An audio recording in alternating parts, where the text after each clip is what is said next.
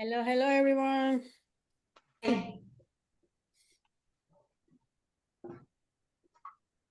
How's everybody?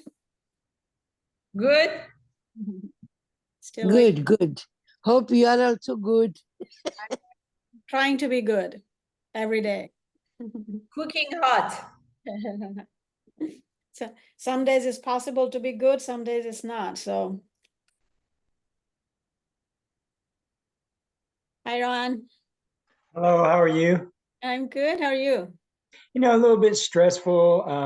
There was a school shooting in Georgia near Athens. My daughter teaches in Fulton. There's a teacher that was hit home, and then Oh, found out at the end of the day we had a student who wasn't one of our students at our school called in a threat to shoot our school. It was on the local news. They actually tracked the number down, and he's in custody now. But we've had a rash of guns and things like that and threats in our schools. We had an assembly by class, and our school resource deputy talked to them about the consequences. It's just yeah, becoming a little rash here, and praying for the people yeah. of the school. I think it's Appalachia is the name of the school. It's slightly southwest of Athens, Georgia. There was a threat about a week or so ago at the Chattanooga State. They had locked it down all day long. I didn't actually know until I went to the bank after 12:30 because I was at the vet's clinic for my pets. And I went to the bank and she goes, she knew Isha and she was like, how's she doing? I was like, she's okay. She was like, I was really worried about you guys this morning. That I was like, worried about what? She was, oh, you didn't know? So that totally freaked me out. So yeah. Yeah, my colleague across the hall, his wife, whom I had classes with back in the day, she's a professor there. And so I found that one out during progress. She was sheltered in place there and texting him. Yep. Yeah, it's pretty sad. Somebody needs to do some studies to why it is happening, but oh well. We're still waiting for a couple more people. But let's, any comments, concerns from the previous session before we start?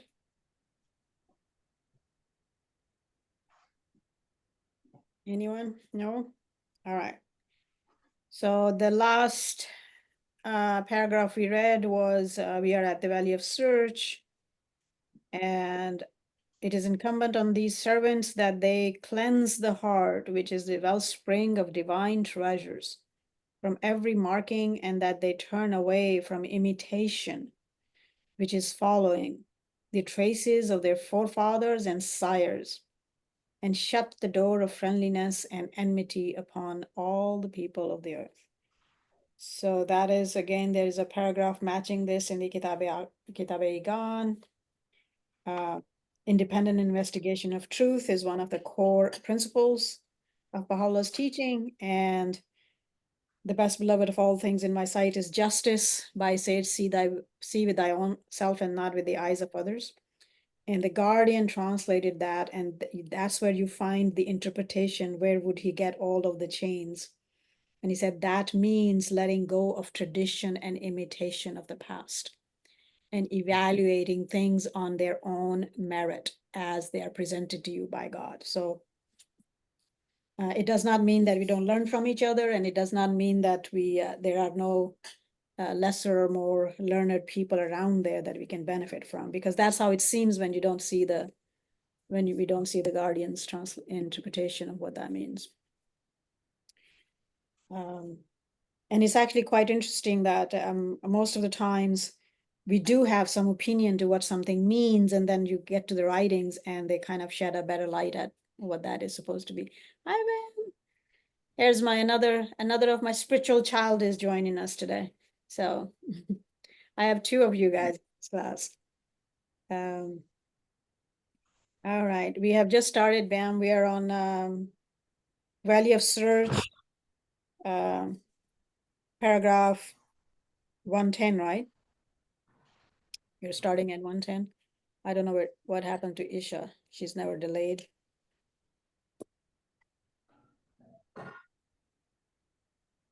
Because she's our bookkeeper for the readers.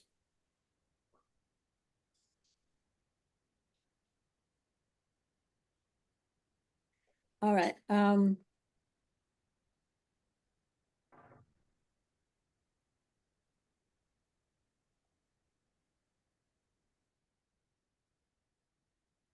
So who wants to go first before she answers? So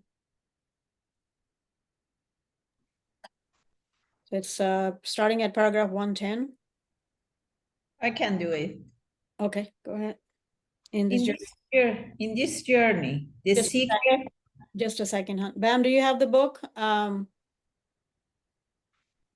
email was the first email that was sent had the The PDF? PDF. Yes. I was just gonna grab the physical book. Is it a match or should I use Yeah, the it PDF? should be. Yeah, the newer printer should be. Either one is fine.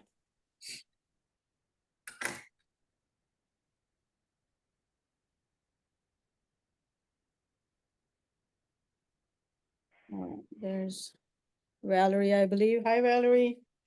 Hello. Hello. All right, go ahead. So we are at paragraph 110, value of search. In this journey, the seeker reached a stage wherein he seeth all created things wandering, distracted in search of the friend. How many, Jacob, How many a Jacob will he see hunting after his Joseph? Underline that, please. I hope we all know the story. he will behold many a lover, hasting to seek the beloved.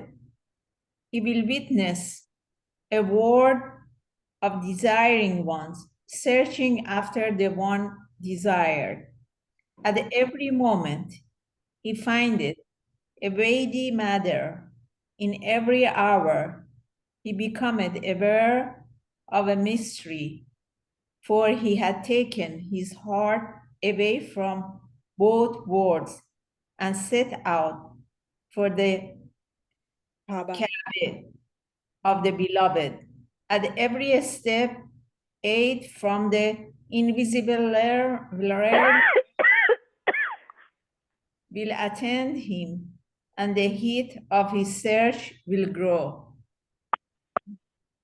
So those of us who had journeyed to this place maybe see it a little more, but this journey occurs to every day in all of our lives, and we'll come to that pretty soon too. So we have embarked on the search. In this journey, the seeker reacheth a stage wherein he seeth all created things wandering distracted in search of the friend. In much deeper scale in the message of God, you see this again as well. You look at the world today, and it's everything is searching for that answer that God's already put on the palm of our hands, right? If you look at the troubles of the world, everything is trouble because it's not there. And you could see, Baha'u'llah elsewhere will say here that when you see the end in the beginning, if you discern those pathways, and when Baha'u'llah claims there is nowhere for anyone to turn to but here, you see every trouble is in creation because of it's not being with the answer God has provided to say, this is what you should do, right? So, for example, let's say our global problems that he says we should see each other as one human family. Now, one human family does not mean that God has never asked us to have a joint family system, by the way. From time immemorial, it was said that as soon as you're ready to marry, when you're ready to support your family. So you should have your own household. Therefore, we have our own countries, but yet we are one family, right? So this whole issue of, you see that two sides are pulling on this issue. One says, oh, if global means that all is good and everybody in whichever way, and that's not working and that's breaking down. And the other side says, no, no, no, no, no, I'm going to close my door and there is nobody else like me and it's only me. And here the perfect answer was given in scriptures. If we followed that system, we wouldn't have this problem. So from whichever angle you look at the globe and its problems, the problem is because we are not looking at the right solutions. That God has already said that's the solution. And I'll challenge those that think that something else can be done. Put it on the table and let's dissect it and see what else actually can be done that works. Nothing else works. So you see that everywhere. You see that everything is wandering towards that end. We know the story of Jacob and Joseph, right?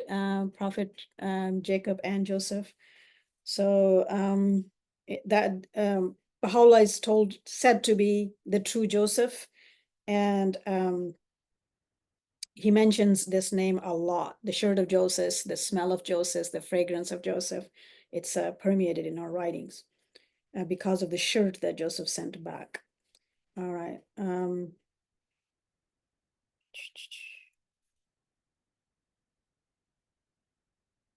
True. Who's next? Unless you guys have any other points or questions here. I'll read.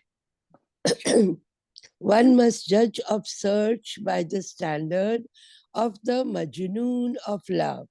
It is related that one day they came upon Majnun shifting the dust and his tears flowing down. They said, what dost thou? He said, I seek for Layli. They cried, Alas, for thee Layli is of pure spirit, and thou seekest her in the dust. He said, I seek her everywhere. Haply somewhere I shall find her. Right. We know the story of Majnu and Layla. It's permeated in pretty much in English writings and poetry too in a lot of places. Any of those people who are engaged with any level of Sufi work will know that. It's quite interesting in one of the letters a decade or so, a few decades ago, of the house had mentioned that when you, I'm paraphrasing, that when you look at people and they're at all level of all sorts of places and you kind of feel like, what the hell are you thinking?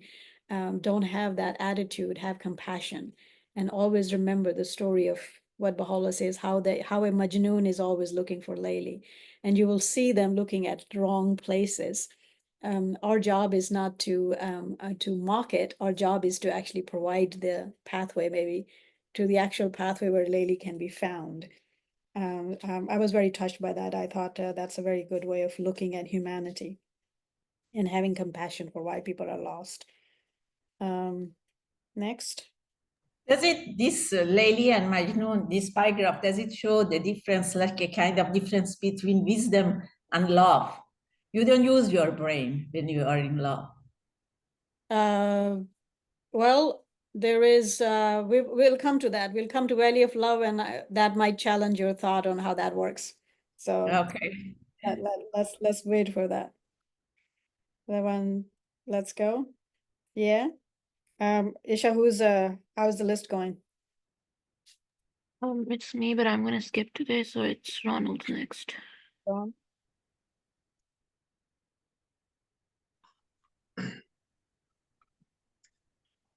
Yea, although to the wise it be shameful to seek the Lord of Lords in the dust, yet this betokeneth intense ardor in searching. Whoso seeketh out a thing with zeal shall find it. Would you like me to continue to the next paragraph?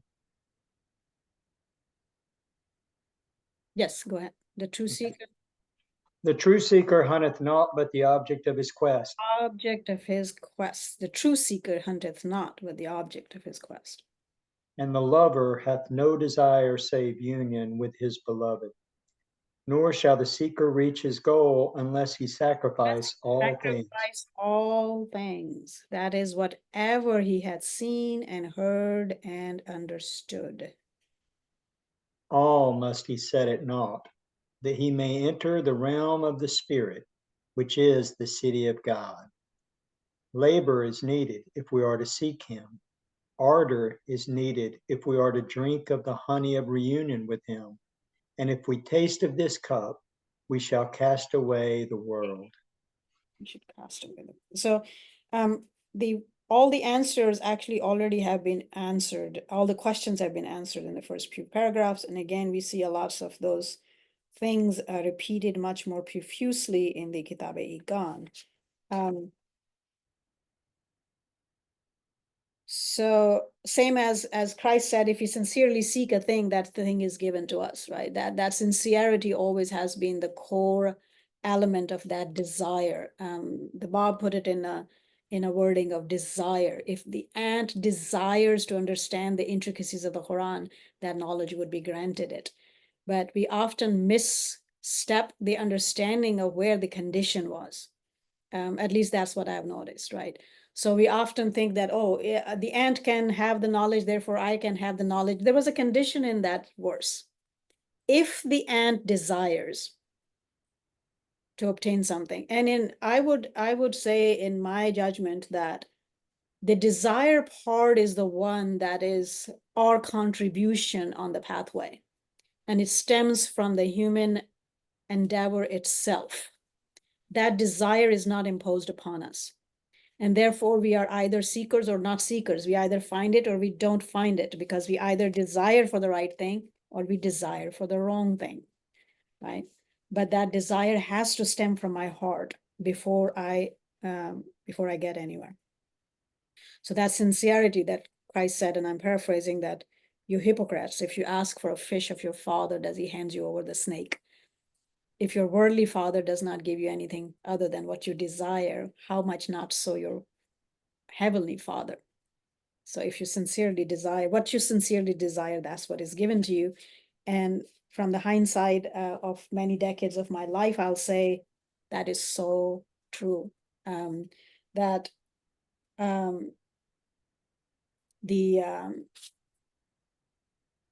it's not what we say in words, because human frame often does not. Human words often do not actually align with your innermost thoughts or innermost desires. They should, but they often don't. We often actually don't know ourselves where we are at. And therefore that verse, thou art more friend to me than I am to myself. And I think all of us bear witness to that he is more friend to us and he knows me more than I know myself. But as soon as we actually get to know ourselves and you dig deeper inside your own self, you will notice that whatever your soul desired in the depth of itself, that's what your life presents you. So therefore, the sooner I would say, the sooner we could align those desires and wishes, the better the outcome and the goals would be. Again, the Kitab-e-Iqan's first paragraph here sort of repeated. Kitab-e-Iqan was revealed after this, by the way. That is whatever he had seen, heard, and understood. Baha'u'llah, that's the first paragraph is of the Bab, and then Baha'u'llah says that if we want to get to know the truth, we must put aside all man-made learning. We must put aside all dependency on human learning and human ideas of what something means or where something is, and turn wholly to the Word of God to find out what it is that is teaching us. And that to me is not, it doesn't stop when you become a believer in a faith. It is a lifelong journey, because he says, look at all things with a searching eye. So this journey will continue until we get to and there are more journeys, we are told, after we get to next life, but this journey never ends. Just because you became a believer, now you're not immune from these requirements. These requirements are integral to life, physical and spiritual. Which is the city of God? That's where the answer was. The Sufis are seeking direct essence of God, by the way. And here the answer was already provided, what the goal actually is and what the destination actually is, but we didn't quite get it. So we'll read the whole book and hopefully we'll get it then. But you will see that once you start getting it, the writings, then you see that I often repeat that Baha'u'llah will give you the answers, whatever is asked, within first paragraph even, I would say, or first few paragraphs, everything is answered. And then he will go and elaborate for where it is. In the seed shape, the answer is given. And once then we reach there, then that's it. That should be the passion of my life. Who's next? K1? On this journey? Hello, everybody. Okay. Oh, I'm sorry. I have to pull up the book. Okay. I apologize. It's Seven Valleys. 114. Value of search. We are on second last paragraph. Okay. Valley of Search, last paragraph.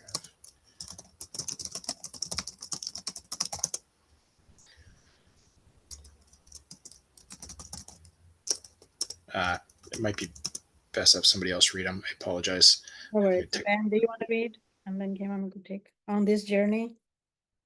Sure thing. On this journey, the traveler abideth in every land and dwelleth in every region. In every face he seeketh the beauty of the friend. In every country he looketh for the beloved. He joineth every company and seeketh fellowship with every soul, that haply in some mind he may uncover the secret of the friend, or in some face he may behold the beauty of the loved one. I have met people who have journeyed from every faith before they reached here. Incredibly impressive life. Can you imagine that you were Hindu and you became a Buddhist, and then you became a Zoroastrian, and then you became a Jewish, and then you became a Christian, and then you tried Islam, and before you found out that Baha'u'llah was here. Quite a life, actually. I met a few of them who had taken all the way. But that does not only mean to those, of course. In every day of our life, that's how it is. You're either seeking the answers, and you're seeking them everywhere, because even when the answers are given in the scriptures, we implement those answers into the life, and society implements those answers into life.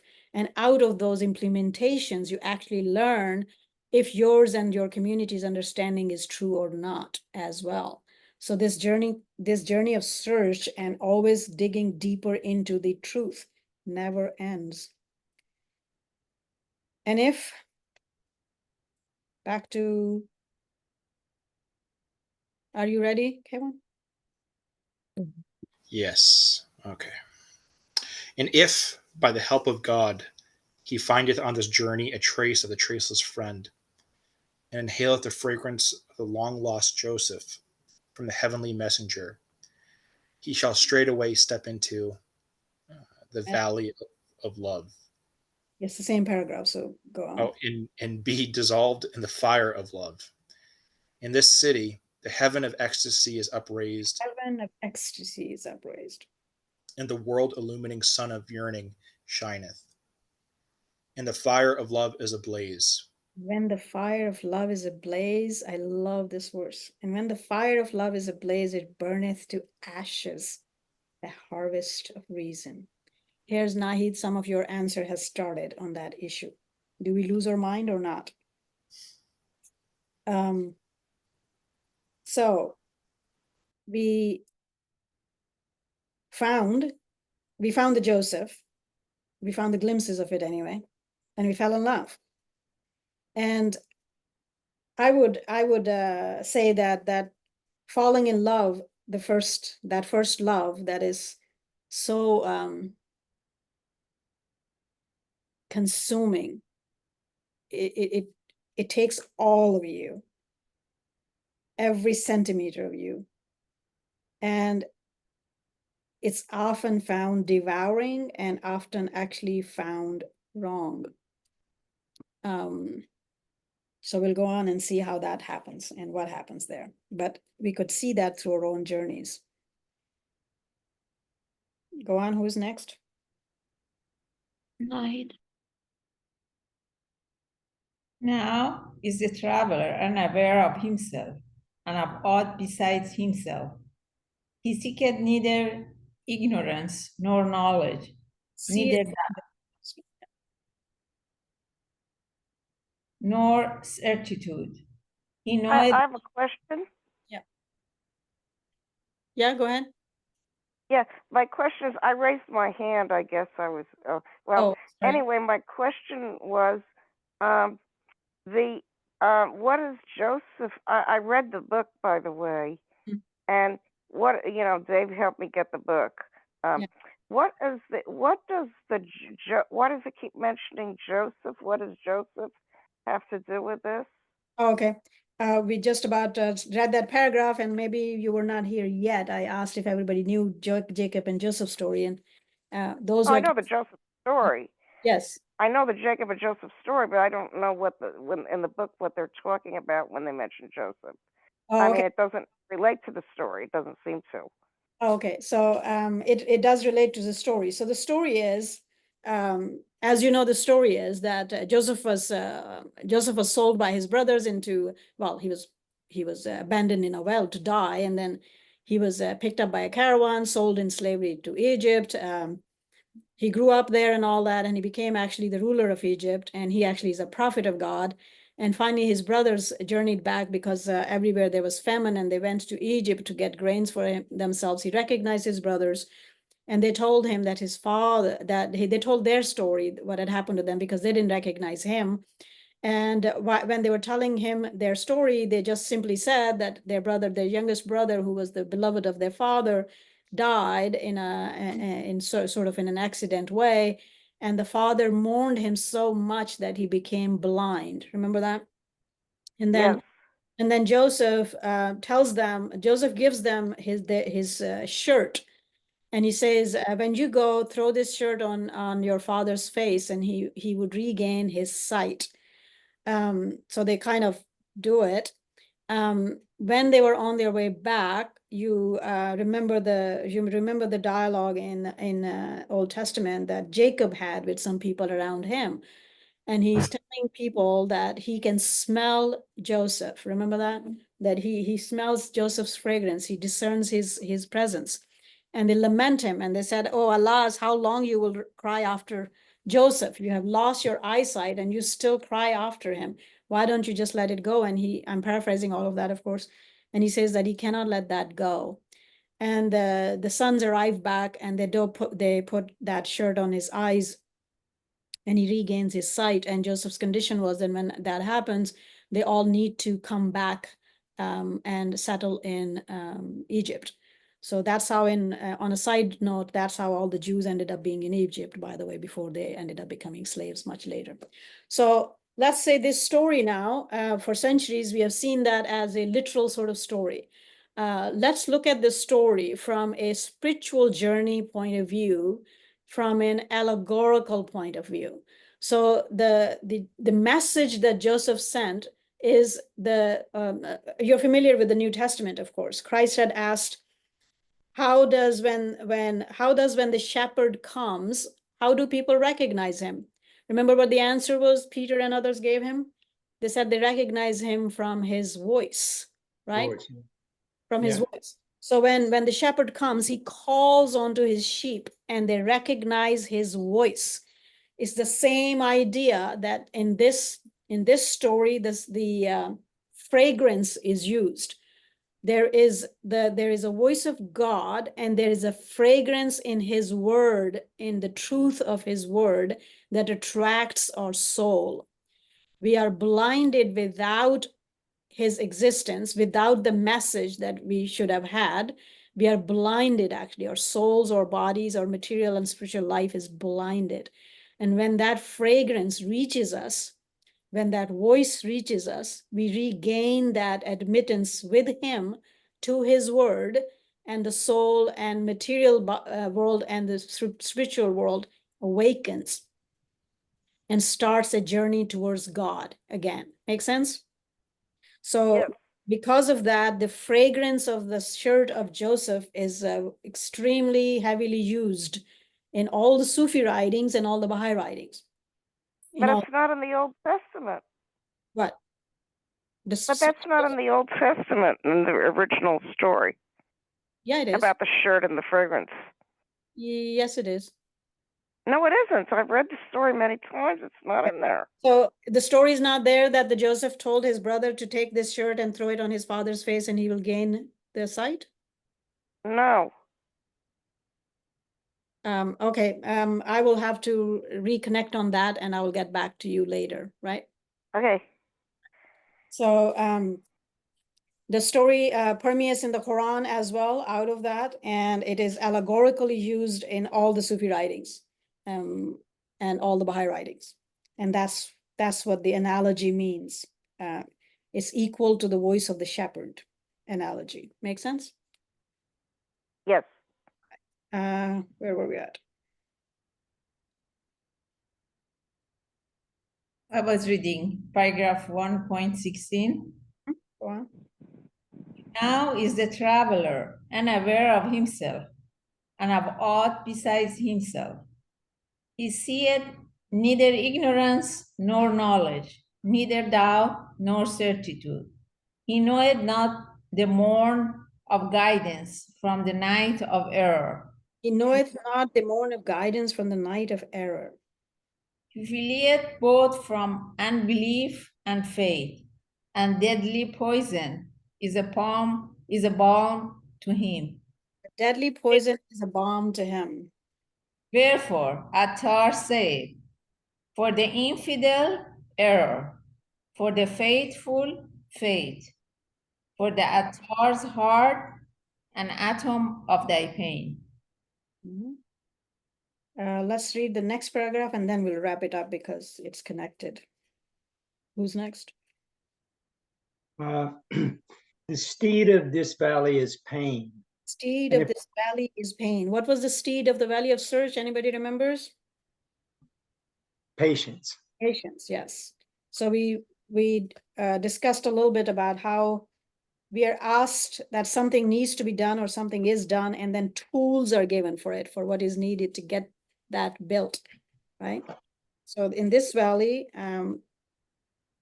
steed is the horseman, right? The horseman is journeying.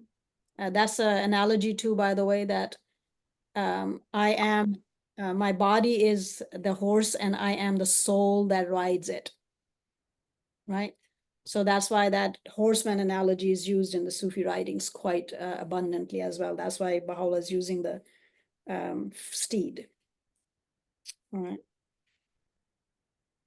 And if there be no pain, this journey will never end. It will not end. In this station, the lover hath no thought save the beloved, and seeketh no refuge save the friend. At every moment he offereth 100 lives in the path of the loved one. At every step he throweth 1,000 heads at the feet of the beloved. Mm-hmm. So,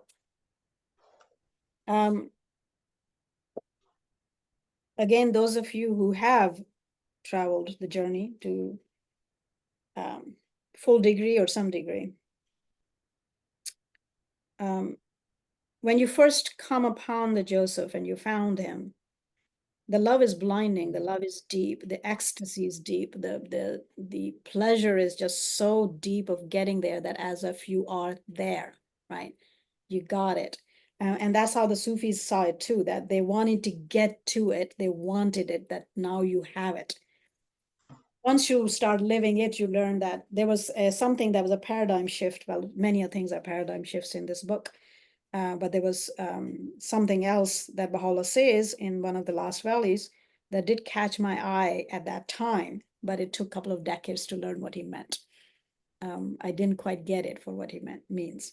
And I will repeat that and we'll come to that. And he says, for you, that's the end, that's the goal, because they got it. They arrived there now. And he says, but for me, for this offense and soul, that's just but the beginning. Right? So now if you see that you just started at the beginning, but you think this is the end. And so that love that you fought, that love that you feel and you have is so ill-placed. It's actually terribly ill-placed. So we will discuss that slowly over the book for what I mean by that. But yes, and that ill placement of that love is that causes the pain, right? So, and then, yeah, go on. Who's next? O my brother, until thou enter the Egypt of love, thou shalt never come to the Joseph The beauty of the friend. And until, like Jacob, thou forsake thine outward eyes, thou shalt never open the eye of thine inward being. And until thou burn with the fire of love, thou shalt never commune with the lover of loving, longing, love of longing. Without that love, you don't actually dive into it and try to live it. You will always be on the shore somewhere, sort of, what is it called? Lukewarm. Lukewarm does not experience anything. It's the intensity of that love that allows you, makes you to dive into it, and that's where you start seeing things and started awakening up to what is going on. So without that, you cannot get to this, to where we are going. This analogy too is used in almost many scriptures, but especially in the Hindu scriptures. So you see, when you see certain analogies in the Baha'i writings, that no matter which background people are coming from, it speaks to them as if they are the ones who are addressed, right? So you have that whole Indian bindi, call it, the dot that they wear on between their eyes, on the forehead. That's a symbol of the inner eye, right? So because the scripture says, close your eyes and open the inner one. So that is a symbol for the inner eye. It's a very religious symbol, actually, but it has just become cultural now, and mostly people don't quite discern what that is. So it's a symbol for that, and you will notice that in the priestly class, in the ceremonies, they actually draw a full sort of white eye with a thing inside and stuff like that. So that's where that comes from. There's a hidden word on that too. Anybody remembers that? Close one eye and open the other. And that is, world and all that is therein. and that is close to the outside world, so you can see the inside one, right? Because if you do not, the heart is very singular. God has said that over and over again. It cannot contain two things. Two opposite loves cannot be, a human life cannot have that either. It only breaks down and it's terrible. Only one love. So we either can love this life or next. Both cannot be contained peacefully in the heart. So, and until thou burn with the fire of love, thou shalt never commune with the lover of longing. A lover feareth nothing, and no harm can come nigh him. Thou seest him chill in the fire and dry in the sea. He cares less for anything. A lover is he who is chill in the hellfire. A knower is he who is dry in the sea. Who's next? Love. Bam. Love accepteth no existence and wisheth no life. Love accepteth no existence and wisheth no life. He seeth life in death, and in shame seeketh glory. To To merit merit madness of love, man must abound in sanity. Nahid, you need to be very awake to this valley. to merit the madness of love, man must abound in sanity. To merit the bonds of the friend, he must be full of spirit. Blessed the neck that is caught in his noose.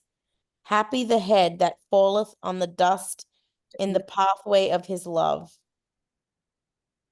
Wherefore, O friend, give up thyself, Give up that thyself, that thou mayest find the peerless one. Wherefore, O friend, give up thyself, that thou mayest find the peerless one. Pass by this mortal earth, that thou mayest seek a home in the nest of heaven. Be as if thou wouldst kindle the fire of being and be fit for the pathway of love. Be as not, if thou wouldst kindle the fire of being and be fit for the pathway of love. Go and read the verse. Love seizeth not upon a living soul. The falcon preyeth not on a dead mouse. Beautiful. So it has been a number of years, Bam, since we hadn't done any class. Maybe you would have forgotten, but we go through that before everything, and because you missed the last session. So when you're reading, what I read is that's what we are underlining or highlighting, because those are the points that we will discuss or talk after you have read the paragraph. So that's why I've been doing this. All right. Love accepteth no existence and wisheth no life. Die in self that I may live in thee. Remember the hidden word? I cannot be.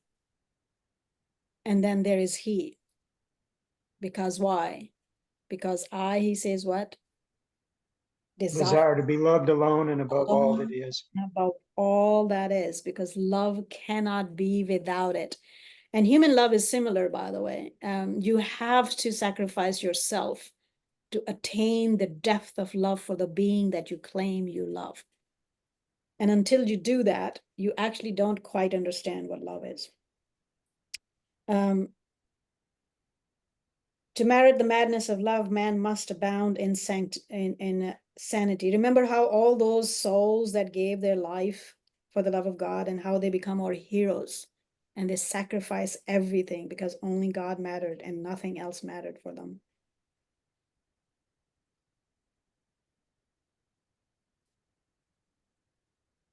Be as naught if thou wouldst kindle the fire of being and be fit for the pathway of love. I remember the paragraph in Igan where Baha'u'llah says, the manifestations of God achieve that perfect servitude.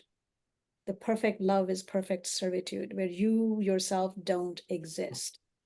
So when we often say, I'll follow the will of God, I often laugh with friends and I say, what do you mean by that? What do you think will of God is, right? This is will of God. So I have no other opinion. I have no other pathway. I have no other place to go. If I do the will of God and love him, then I do exactly what he asks for. I have no separate being from it. That will, that desire, and me is one and the same thing. It was very interesting to me at one point in one of the places, actually one of the very early places where Bam had become Baha'i, and we moved to Temecula, and I was a chairperson for the Interfaith Council for a while. And we had two chair people, so we were co-chairs. And my co-chair was a Christian priest of one of the denominations of the church, and we became really good friends. And we would often, once a month, we would have lunch where we discussed business and what needed to be done in the meetings and so forth and so on. And one of those days, he asked me a question, and he said, what do you think about this or that? And I said this, and he said, he looked at me and he says, that's what your faith teaches. And I'm like, yes. So he asked another question, a couple of 2-3 questions after, and he asked me a question. I said, this is what I think. And then he was kind of obviously a bit miffed first, and then a little bit irritated. And he said, I want you to tell me what your opinion is on this. And I got really kind of confused. And I said, but you asked me, I just told you what I think about this. And he says, but that's what your faith teaches. I was like, yes. And he goes, what do you think about it? I was like, I just told you what I think about it. And it's like we were both kind of like, and he goes, no, but that's what your faith teaches. I'm like, yes. He goes like, what do you think about it? And he had to repeat himself a few times before it occurred to me truly for what is it that he was asking. And then I was really surprised, and I was like, if I thought something else, why would I be here? This is what I think. This is what my soul believes. This is what I think.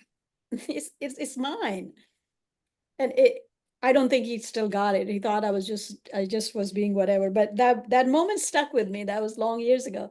And it's really sort of amazing that I still don't get it. I still don't get it, that why would you be here and you would be something else? That you would believe something else, but you say you believe this. So if I believe this, then my belief is me. I cannot be two people. I am one person. I cannot be divided, right? Anyway, it was very, very interesting. So be as naught if thou wouldst kindle the fire of being and be fit for the pathway of love. Who's next? Come on. And this analogy is very quite interesting. Like, love seizeth not upon a living soul, because it does not want two, it wants one. So one has to disappear for the other to exist. If it has to be one, one has to mingle into the thing and become one. It cannot be two entities. The analogy of the falcon is the falcon preyeth not on a dead mouse. Wow. I existing in the realm of God is a dead soul. Make sense? A living one does not exist. It has no existence on its own. Love setteth, and we teach that the opposite thing, by the way, in every society, and that's why the society is so rotten, in my personal estimation. We actually promote this love of self above and beyond everything. Everything else comes second, we are told. But that's not how God created us. And so when we are so separated from where my soul, how my soul actually needs to be and what it needs to feel, I only have destruction. I don't have a composition. Love setteth the world. Who's next? I believe it is me. All right. Is that correct? Love setteth the world aflame at every turn, and he wasteth every land where he carrieth his banner. Being hath no existence in his kingdom. The wise wield no command within his realm. The Leviathan of love swalloweth the master of reason. The Leviathan of love swalloweth the master of reason and destroyeth the Lord of knowledge. He drinketh the seven seas, but his heart's thirst is still unquenched, and he saith, is there yet any more? He shunneth himself and draweth away from all on earth. Read the verse. Love's a stranger to earth and heaven too. In him are lunacies 72. All right. Do we witness this? You guys did have love, human or divine, whichever you experienced. Yeah, definitely. It ends the both. Both of those end the same way. So, and there is an injunction on that. For the true seeker. Remember, that's why that spoke to me so loudly. Neither hate nor love. Right. If you want to get to the truth, the absolute truth, which is God, if you want to get to the absolute truth, neither love nor hate, just emptiness. That's why that's the last valley is emptiness, right? Pretty good. Who's next? Night.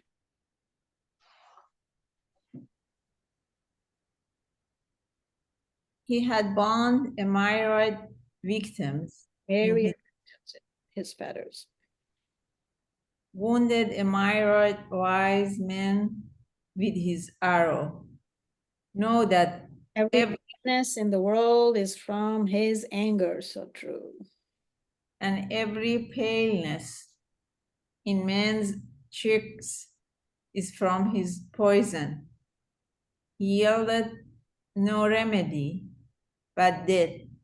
He walked not save in the valley of the shadow, yet Sweeter than honey is his venom to the lover's lips.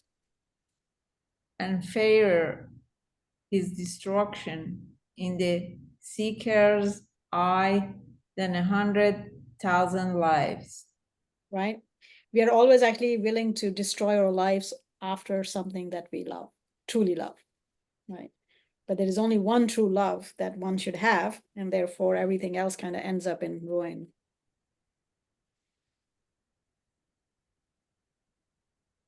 Know that every redness in the world is from his anger. If you will give love the other name that we all kind of now understand, attachment, do you see the problem? All of the love does create extreme attachment, actually. And whenever that extreme attachment is created, the reason and the wisdom get blinded a bit. because there is something about that emotion that does not allow you to neutrally reflect on things. And without neutrally reflecting on things, one cannot come to the actual truth. So therefore, we are always partisan, and partisanship is forbidden. Make sense? We are always partisan even to our own emotions. We are very party to something. And that as long as you're party to something, truth does not come out. Truth is very hard to learn. Wherefore, who's next? Wherefore must the veils of the satanic self be burned away in the fire of love, that the spirit may be purified and cleansed, and thus may know the station of the Lord of the worlds. Kindle the fire of love and burn away all things. Then set thy foot into the land of the lovers. And if confirmed by the Creator, the lover escapes from the claws of the eagle of love, he will enter the valley of knowledge. Valley of knowledge. Have we all not at least tread this much far the journey in our human lives? We have. Once that love burns everything away, you do acquire knowledge, or whatever level of knowledge that is. And lots of truth comes out about yourself and the world, not just other things, but yourself too, right? Knowledge is embarked upon. All right, who's next? And if confirmed by the Creator, the lover escapes from the claws of the eagle of love.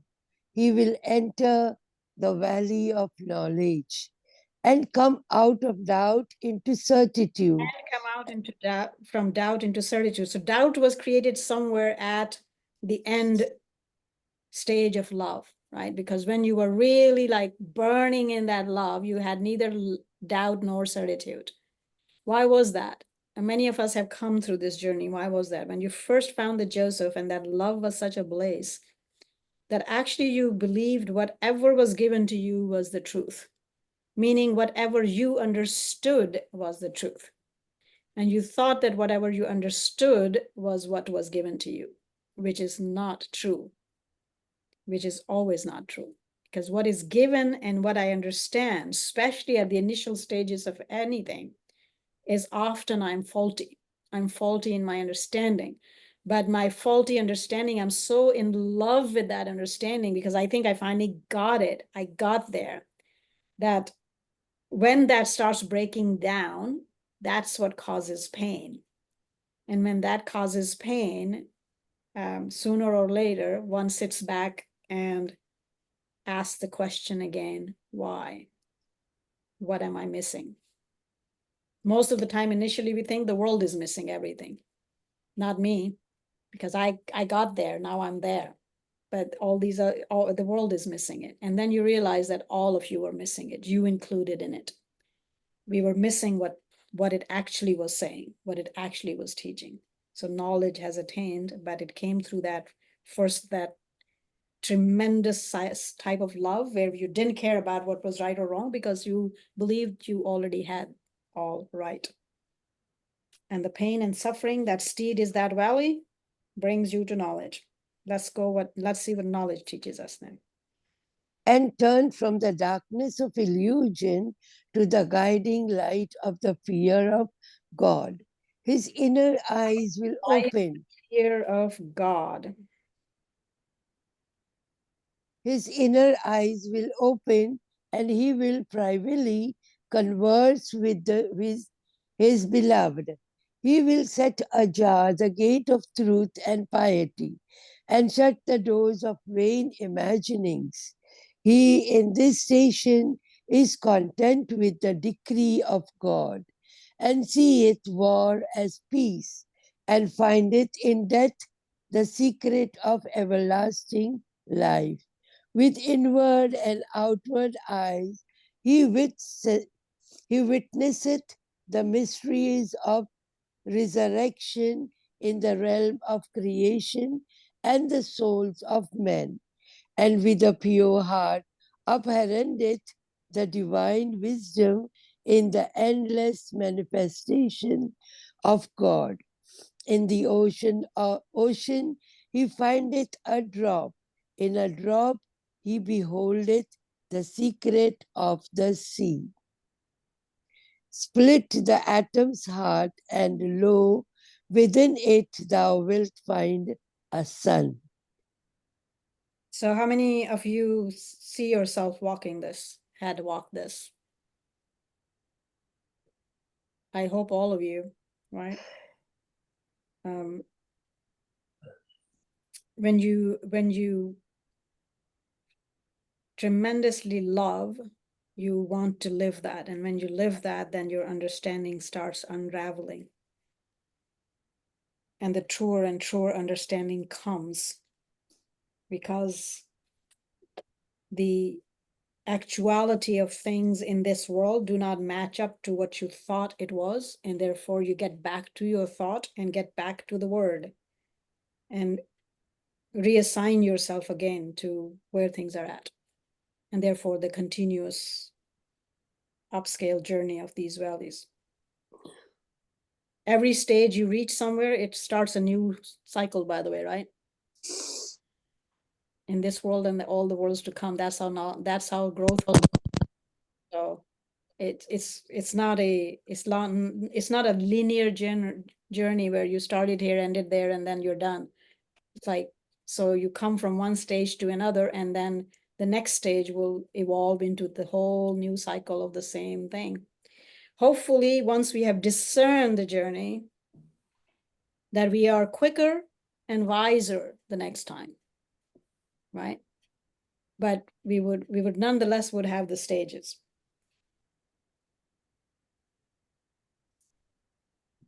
Who's next? But Pam? The wayfarer in this valley seeth in the fashionings of the true one nothing save clear providence, and at every moment saith, no defect canst thou see in the creation of the God of mercy.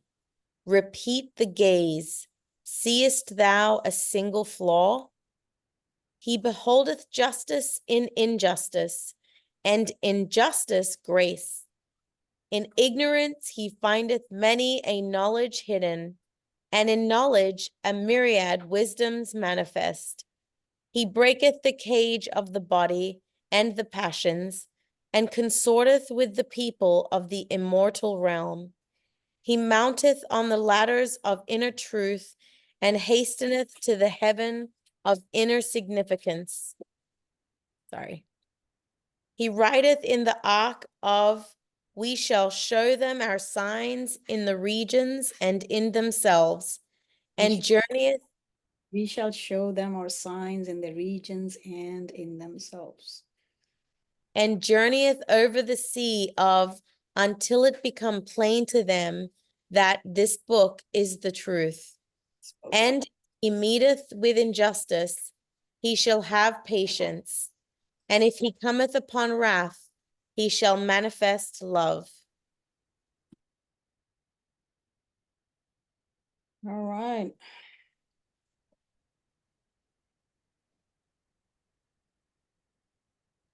No defect canst thou see in the creation of God of mercy. Repeat the gaze. Seest thou a single flaw? It's a Quranic verse, and reading it through childhood and my teenagers, I had threw up my hand at God, and I was like, are you kidding me? Every time I'll come upon this verse, I was like, I would count a million things. I was like, really? You're asking me to tell you where the flaws are? Everything was flawed. It took a decade and a half after finding Baha'u'llah that I finally saw it. I finally saw it. And then when it came to me again, and it said, gaze it again, do you see any flaw? And I said, nay, my Lord, I see no flaws. I see no flaws in his system. Yet there is pain and suffering and things break down every day in this world. What do you think then that means? How do you acknowledge both ends? That you see the suffering and the breaking down of everything every day, and yet you see no flaw in God's creation. Like, because he has purpose to all of it. Like it's all still within his design. If As that he- was the case, then that would be equal to fate, no? That it's meant to be that way, as people say, and that's my pet peeve, by the way, when people say it's meant to be that way. Because if you go that route, then if you murdered me, then my murder was meant to be, and therefore you were meant to be the murderer. Therefore, there shouldn't be any punishment on you, because that would be unjust. It Simple, makes, I'm simple sorry. problem, right? Simple problem. So whenever you come up with any ideas, I would invite you to dissect it. Dissect it under the lamp and umbrella of justice, right? Because Baha'u'llah said what? The canopy of the universe stands on justice. Not on forgiveness, not on mercy, not on anything else. It stands on justice. Everything fair-minded and justice, everything must be, because God is just. So if God is just, then he cannot ordain that Bam should kill me and then Bam should be punished for it. Not only just punished for it, but should be despised for it. Right? A murderer, an idolater, a murderer, certain crimes are despised in the sight of God. Even the word hate is used in certain scriptures, right? So why would God then ordain something? This was a big question for me, because the Muslims at large believed or teach that way. For example, to say God forbade them to eat pork because God hates pigs. I could not understand that. I could not understand that as a child, because that was in an essence of injustice to me. Because pig didn't create itself, I said. God created it. If God created it and put it on this world, then why the creator himself will hate a thing he created himself? It does not make sense. I felt sorry for all the pigs and all the other some things that they hate, because they will say God hates them. I could not conceive that, because I loved God and I believed that he was just. And a just creator would not put a thing on this earth and then hate it. Forbidding it things to do, not to do, is for my benefit. I understand that. I understood that part. Right? And more so, of course, in the Baha'i writings, because as Abdul Baha, for example, explains, that the snake is perfect in its own self. Its poison is perfect for itself. It just does not work for your constitution. So when you get bitten, you're hurt. So therefore avoid to be bitten by snakes. But snake itself is not evil within its own realm, right? So I got that from very young age. I got that idea. But hate, God will ask you to avoid something because God hates it. So slowly that then developed in my head to say, okay, from very young age, I have this thing about, oh, that's just my fate. And the Muslims do that a lot. It's like, oh, I'm just happy with the will of God. That's just what God ordained. But you stole money from somebody and you got broken down and God ordained it. Inshallah, if I'm on time. Right? So this was my pet peeve from very young age, because it runs counter to justice. Right? It cannot be, it was meant to be. No. So since we are on that topic, and Abdul Baha does explain that there are only 3 things that are fated. The rest we created here. 3 things that are fated, that we don't have any control over. God has given it, and it would be always that way. What are those? Anybody knows those? Where? Birth, yes.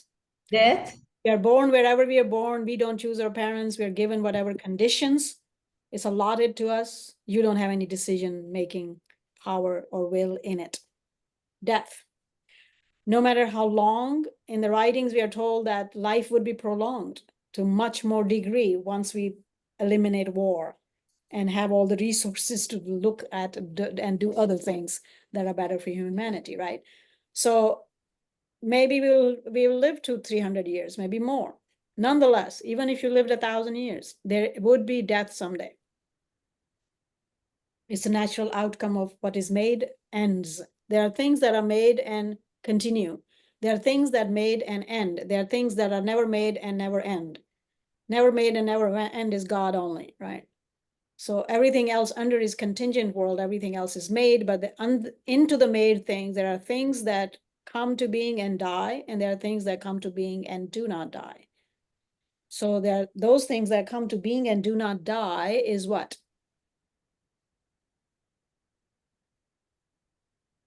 Your soul, I would Your presume. soul does not die, it will live forever, right? But your body would die. So, but the body, the composite parts for what it's composed of does not die either. The proteins and vitamins don't die, the one that is composed of. Once you buried it, it gets back into the cycle, right?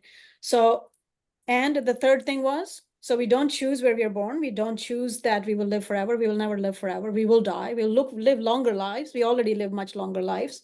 We live double lives than we did a couple of thousand years ago in the amount of years average, but we will live much longer lives, but we will end someday. What is the third thing that we do not? Probably our capacity. Everybody is given a special capacity. Well, that comes with life, right? Because where you're born, what you're given, that all is kind of a one lump sum deal. The third thing is certain type of diseases. Not all diseases, he says, certain type of diseases, right? So if you smoke to death, then that was your own creation. If you drank yourself to death, then that's your own creation. If you weren't watching and you ran into a tree when you were driving, that's your own creation, so forth and so on. But I got a kind of cancer that I lived a clean life and all that and everything, and still happened because of the rest of the environment. That was not your doing. It happened to you, right? Those things are sort of fated. So everything else, we make it here. And that's why we are responsible, because it's a matter of justice. That you're given the will to correct yourself and make yourself, and therefore when you break things, which when we commit sin, or which is sin is missing the mark, and out of those sins come, some of those sins are crimes, then those crimes are punishable. All sins are punishable, as gravity is punishable. But some sins are crimes that are punishable by jail in this world, so to speak, and those are different. But all of those are our own doings. Now, why God keeps judgment in his own hand for me, in my understanding, is because I did not have the will to where I should be born, what kind of parents I should have had. Because of that, then your condition is created in a sense that everyone would have to struggle within that. So therefore, I believe that what God is looking for is my effort, not necessarily the final end goal. The final end goal is different from soul to soul because of our capacities. There is no equal outcome. And that's why our society is not working by the book, because the society thinks that justice means equal outcome. God has never created equal outcomes. The moment our capacity is different in material life, our outcomes would be different. The moment you're born into whichever place and all that, let's say if all the world becomes somewhat middle class level rich, you still would have different personalities of parents and different way of thinking and stuff, because we are not machines, we are given free will, right? So therefore there will be different people and they will have different struggles. And that's why Abdu'l-Baha uses that example of a gallon measure or a cup, right? If I'm just a little cup and I'm overflowing, and Nahid is a gallon measure and she's only half full, how many cups are there in half a gallon, Ron? Anybody else? How many cups are in half a gallon? Yeah, I have to do the math real quick. So it's 2 cups to a pint, is that correct? I think so, yeah. Yeah, so that then half a gallon, so that would be 8, am I correct? 8 cups. So Nahid already filled 8 of mine. I'm a cup, I'm overflowing. Nahid is a gallon, but she's half full. She's already done worth 8 of me. And yet she's more liable to God than I am. Right? So that's the part we don't know, and that's why God said don't judge. God didn't say don't judge that people are doing wrong things. We must judge the wrong action to avoid doing the wrong action. It's inevitable that you have to have the judgment. So we totally miscalculate that injunction as well for what it actually means. But in spite of somebody's wrong action, what their end will be with God, I do not know. I cannot know. And therefore should have the humility to know that I do not know, and therefore do not tell them that they're going to go to hell. That's not my place to do. I can tell them they'll go to jail if they're breaking the law, and warn them about it, or teach them, or maybe, hold them from doing something wrong. But what happens to them with God at the end of their life, that's not for me and you to decide, because I don't know if they're a gallon measure or a cup or just a tablespoon, right? If their capacity was just a tablespoon and they're overflowing, they've already done God's work, right? So very, very interesting. Where were we at? Why were we embarked on all of that? So do you see any flaw in God's life and in God's world? That's what the question was. The world is breaking down. Everything is upside down, but I do not see any flaw in his creation. How do we justify that? How do you think I justify that?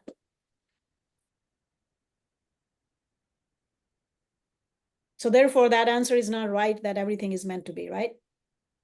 That answer is not right. It cannot be right. It immediately falls in the face of justice. So if that is not right, then Is why? it Go is ahead. it because God can regardless of anything, his measurement is beyond our understanding, and he can absolve everything? Or But he doesn't absolve everything. He punishes us for our sins. right, I mean, The he Quran creates asks that fairness. The Quran of- asks that. They say we are chosen people, then ask them. Really, I fall off my chair laughing every time I read that verse. It says, they say we are chosen people, and this is direct revelation, by the way. And then God says, then ask them, why does God punish you for your sins? Absolving would mean you are chosen people. He does not choose anybody. We are not chosen people. So that doesn't work either, because the scripture itself answers it that doesn't work either, right? He does not absolve us. He punishes us. So then why?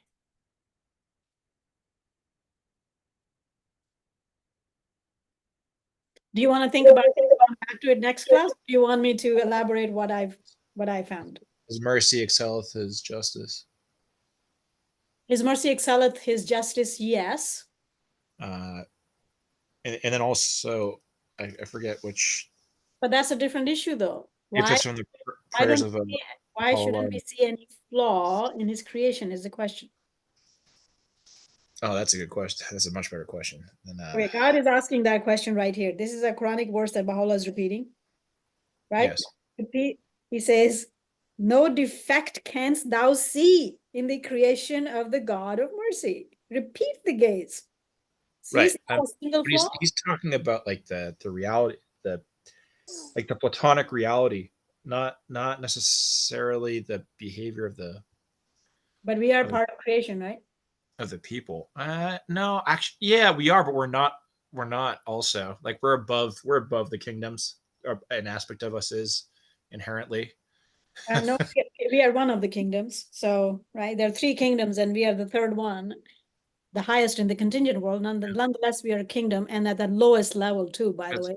Because the rest of the kingdoms, they operate based off of just natural process and pure instinct, Which is the mineral and the animal kingdom. Yes. right? So they have no choice but to be what they are. But we have a choice. So there's the answer. If you could reflect it on that portion you just came up with a little bit. So what's perfect is potentially God's plan. Yes. Right. So we had always said that human beings are the highest creation. But why the writings tell us it's the highest creation? Because it has potential for perfection. Not that it is. Right? Yes. Every child is potentially the light of the world. We often forget that word and we say every child is the light of the world. And then we see children that actually can be evil too. How is this light of the world? Potentially.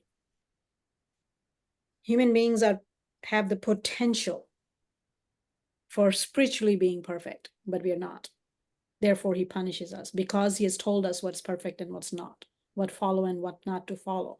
And therefore, his justice requires the punishment. Mercy and grace is simply, again, not magic. This is mercy and grace. He's not obliged to send his messengers and have them suffer for my sake. But he does that because he loves me and he's merciful. And yet, so the suffering of the prophets, for example, I would challenge you to say that I had presented it to an atheist and he said, well, lots of people die and lots of people suffer, so what's the big deal, right? Which part of it is true. Lots of people die, lots of people are killed, lots of people suffer. What's the big deal? In my personal understanding, the deal is of choice. We cannot get out of our circumstances most of the time. We actually cannot get out of most of our circumstances. It is what it is, and you have to deal with it. They can. They don't have to have a day of it, but they do. They choose to do, and they told us that. That's not my words. They choose to do. Christ chose to have that life.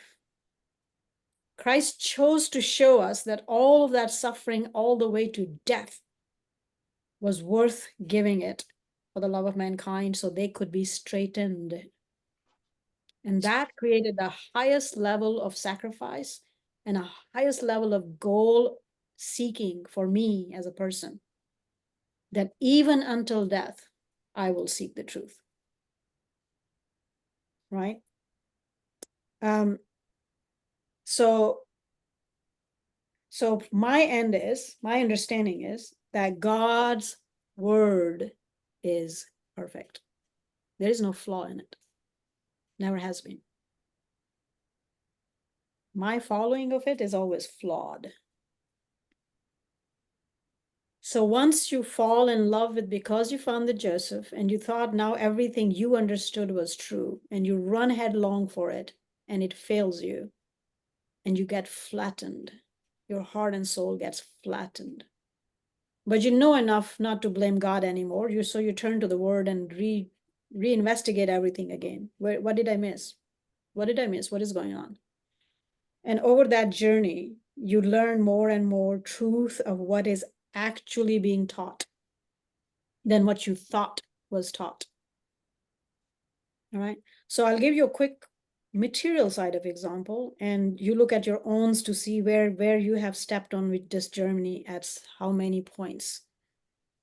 When I first learned, Baha'u'llah says the earth is but one country and mankind is citizen, right? So I understood that earth is but one country and mankind is citizen. So what's the big deal then? Let's flow back and forth and do whatever, and right? So long years ago, there was a meme going on Facebook, and I posted that too, reposted that, and it said, nobody's illegal.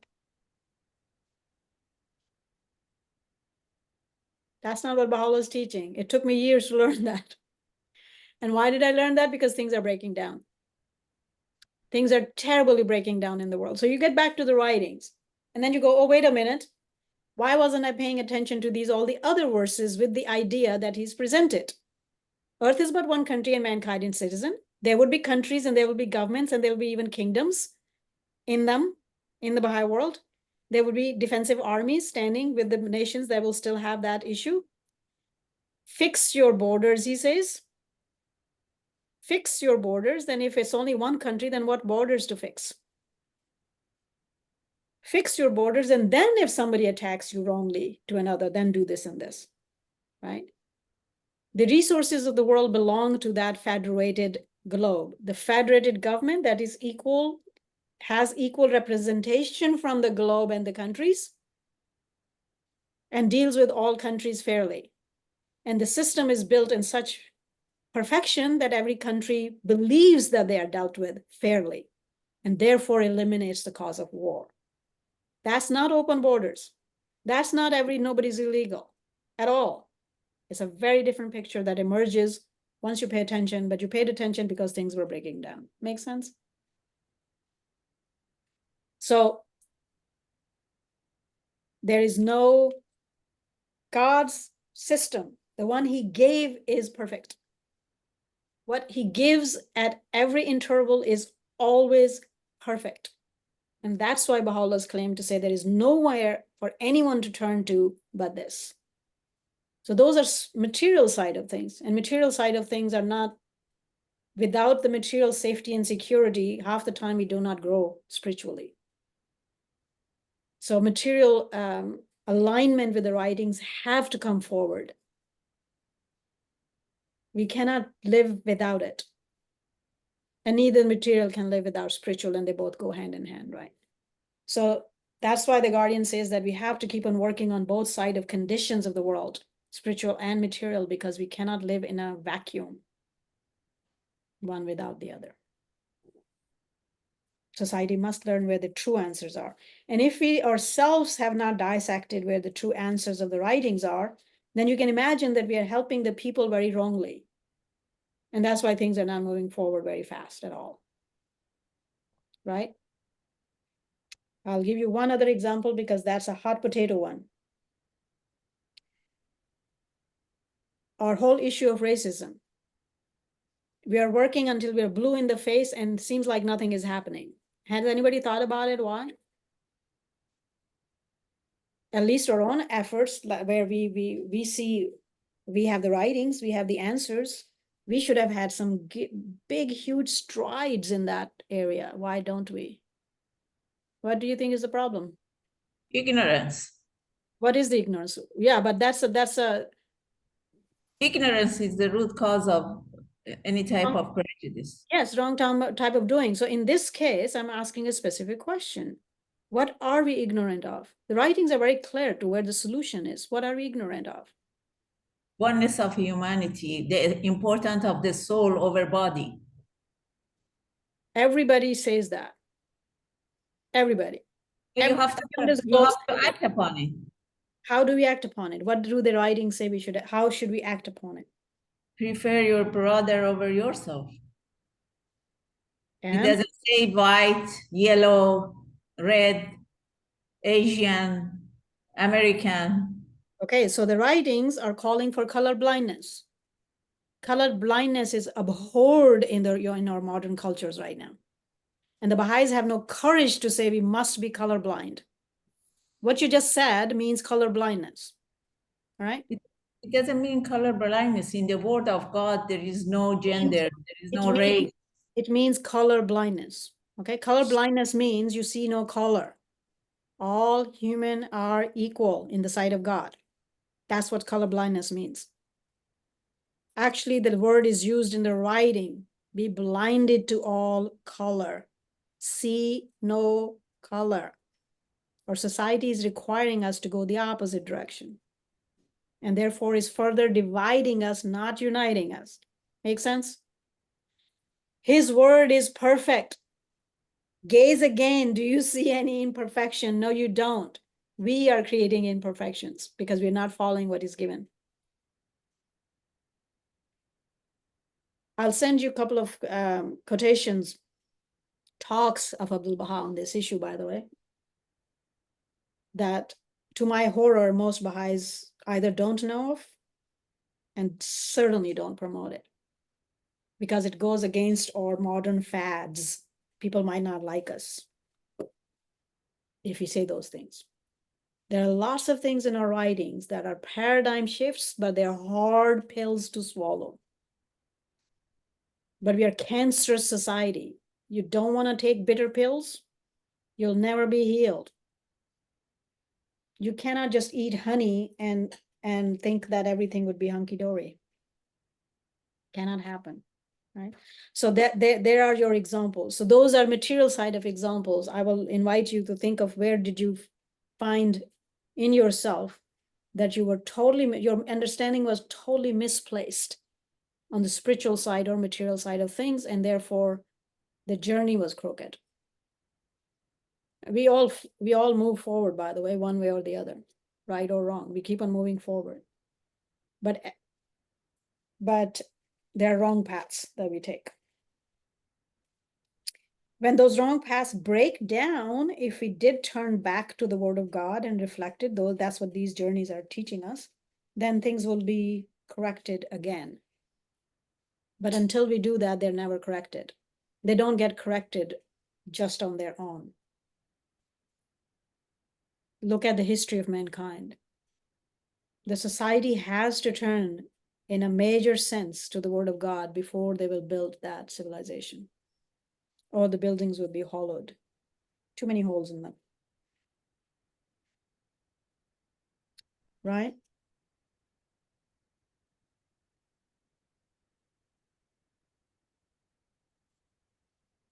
So what does the faith say we should be calling for? What is most important? I don't sit everybody on my table, by the way. The faith doesn't call for that. What does the faith call for? What do I look for? Bam, you're muted. You were saying something. I was just saying unity, but then you said something else, so I doubted my Character. character. Yes, yes. Character. The only thing that matters to God. The only thing that matters to God is character. If we had followed that, can you see in a split of a second that all of our issues will go away? A very short person could be best character. A very white person can be a very best character. A very black person can be very best character. A green, a blue, a woman, a man, a child, an adult, a whatsoever. And if that was the only important thing, and it is the only important thing, and we did see that and recognize that, every one of us can build it. Doesn't matter how rich or poor, what my gender or what my background is. Every one of us have the capacity to build it. The best of the characters. That's all God cares for. He cares for no colors, the writings say. He cares for when you asked the question, I thought of like, we get these plans and we're establishing this order. And so to me, that also fits with it, like within the Baha'i voting process, when you gather and elect a representative to go to national, that's what you're asking God to guide you for that reason. And you're thinking about the character of that person. So it seems like they're kind of one and the same there, as far as like, and that addresses the others. We don't. Our elections mostly don't. People don't really follow that advice. So you end up having the same delegate for 15 years. You think there was no one else whose character sprung out better during those years? But we don't. We just blindly just go with the mood and do whatever. And that's why things are not moving. But yes, that's what we are supposed to look for.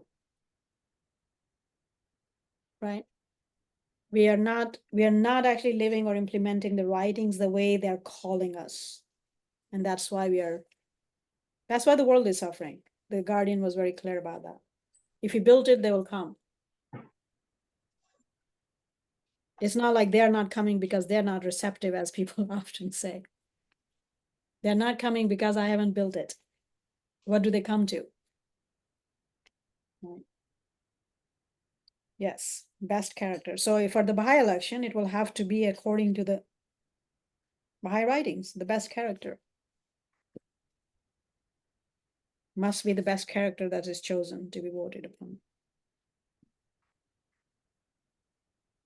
And therefore, there are many other ways where the Guardian said that we should do all of those things so you get to know people firsthand. How else would you know if they're good character or not? Because somebody else told you, but I must have independent investigation. The vote is between my heart and God. How could somebody else tell me what to do? Because nobody's allowed to tell me what to do on that. And if I haven't done those other things to get to know people in person and see them in real life, then I'm just going with the flow and not really doing my duty.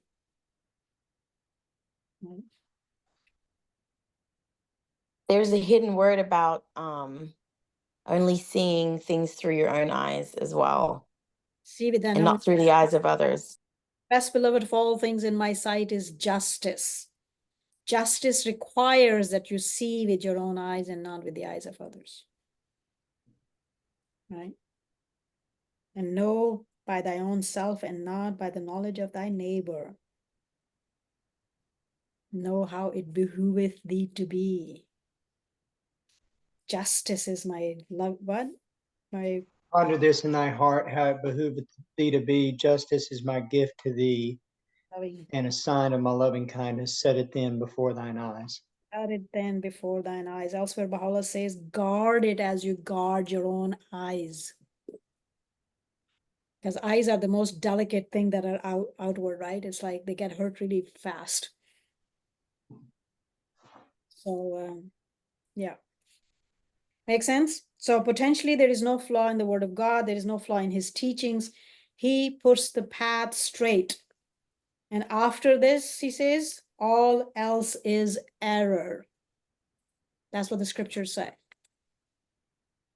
Right? And in this paragraph, in the end, Baha'u'llah says what? Then you come to what? Until it becomes plain to them that this book is the truth. All else is but error. Elsewhere it says.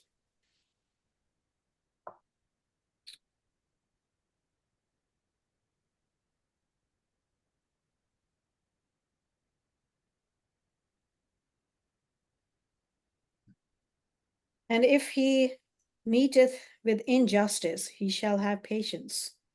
And if he cometh upon wrath, he shall manifest love. Why do you think those two injunctions are? You know, it just harkens back, and I don't know the connection, but it instantly made me think of the prior writings in this very text, where like the steed on the path in this valley is patience. And Which is then Sarsha. we just came from the valley of love. So I don't know. I'm not sure of the connection, but that's the first thing that came to my mind. So I would give you I will throw a couple of examples and I invite you to reflect on them. For example, Baha'u'llah's, when they put him in Siachal for 4 months and they ran a case against him in the courts for months, he was proven not guilty, right? He was proven not guilty. Why then a verdict in the end of it? Not guilty should have mean you're free to go whatever you do, you're doing. No, they banished him and his family and took everything from him, by the way, right? Looted and took all his possessions and banished him, even though he was proven not guilty. That was injustice, sheer injustice. He was not without means. He was not without backup. If he raised one eyebrow, 1,000 of me would have given our lives to go save him. I believe that.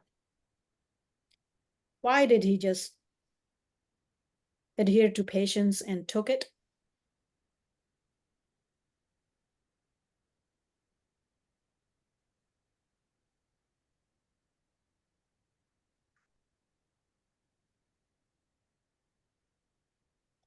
To me, it's unknowable, but can only guess it's the will of God.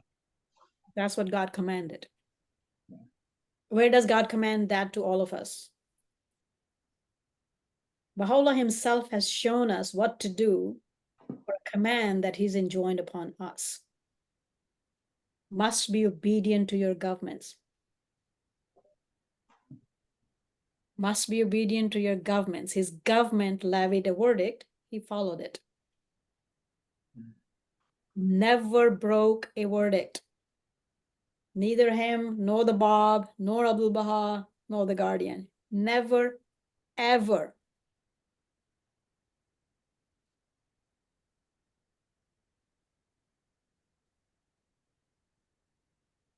We are called upon to be obedient to the governments we live under. Right?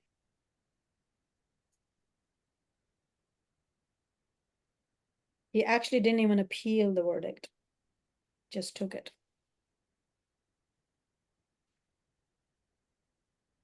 Appeal is allowed to us, by the way. So whatever is allowed to you, you are allowed to do it.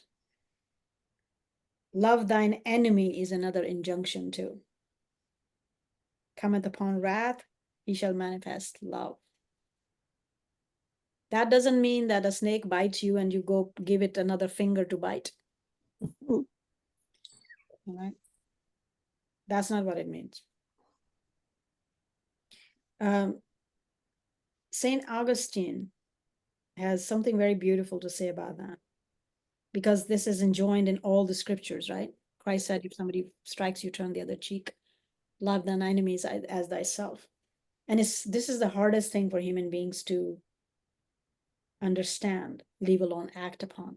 We can't really act upon truly on things we don't understand, by the way, right? So this is something hard to understand because our heart rebels against this. He says, and I understood, it took me a long time and understood that when Baha'u'llah says, when people do wrong, don't retaliate, don't do, I'm paraphrasing, don't do this, and then leave them to God and pray for them. Have you ever tried to pray for somebody you despise? You can't. It doesn't come. They're empty words. You can say the words. We all can say the words, by the way. Prayer rises above the words, as we are told. That's when it's prayer, when it rises from the heart. The heart doesn't pray for someone unless you understand unless there is some deeper level of concern for that soul. St. Augustine says that God has enjoined teaching others the truth and the faith. That accomplishes it. By teaching someone, you want to give them the best. How would you give the best to somebody you hate? You cannot do that. So it says your love gets manifested into your teaching. That's before Islam, right? This is St. Augustine writing in City of God. I love that. I love that man. And and I have noticed that even those who had really hurt you, an opportunity comes and your heart just flows and says, maybe they can see this. Maybe they can see that God has spoken again, and therefore their lives would be saved. So let's swallow whatever you otherwise would have had it and make an effort to do this. It's quite amazing, right? And you will see that all through the writings. You will see that all through Baha'u'llah's own actions, consistently. And thousands did come to God because of that, actually, because of that attitude towards them. The governor of Akka, the last one, that were already sending troops to hang Abdul Baha in public, got stopped at the last minute by the British armies, was disgraced and lived an abject life. And nobody will help him. And he was in need and he sends for help, needed money. And he sent word to Abdul Baha. Abdul Baha was the last person left that he could have asked. You know, nobody sneered at him, say, what the hell? Money was sent to him. And it was sent to him quietly, so he wouldn't lose his pride over it.